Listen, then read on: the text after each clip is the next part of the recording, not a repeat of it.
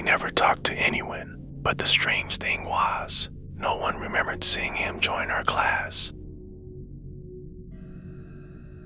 It started on a cold Monday morning. I sat at my usual spot near the back of the room, sipping from a juice box and trying to stay awake. That's when I noticed the new kid. He was sitting at the desk next to mine, looking straight ahead. His clothes were too big for him, like they belonged to someone else. His hair was messy, and his face looked pale, like he hadn't seen the sun in a long time. "Hi," I said, smiling. He turned to look at me. His eyes were strange wide and shiny, like he was always scared. He didn't say anything. He just stared. When the teacher walked in, I waited for her to say something, maybe introduce him, but she didn't. She took attendance and his name wasn't on the list. She never looked at him, like he wasn't there at all. I raised my hand. "Miss Dodd Parker, who's the new kid?" She frowned. "What new kid?" I turned to point. His seat was empty. Later that day, during lunch, I told my best friend Max about it. "He was sitting right next to me," I said.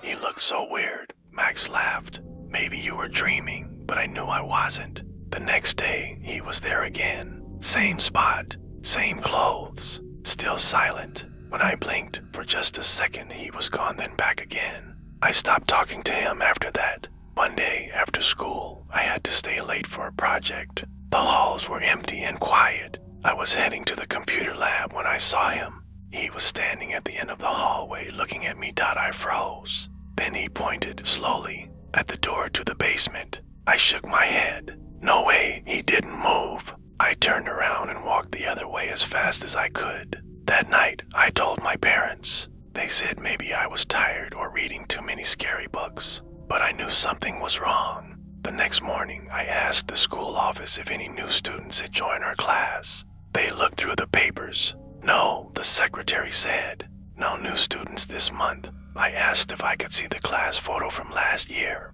just to be sure. She showed it to me. My hands felt cold when I saw him. There he was standing in the back row. Same face, same eyes, same clothes. But the photo was old. It said class of 1993. That was 30 years ago. I showed Max. He didn't laugh this time. "That's him," he whispered. We tried to find out more. We asked the janitor, the librarian, even old teachers. One teacher remembered something. A boy who went missing. No one ever found him. He stayed after school one day and never came home. They say sometimes he comes back just to sit in class like nothing happened, waiting for someone to notice. I changed seats after that, but sometimes when the room gets cold, I feel someone staring at me, and I don't dare turn around.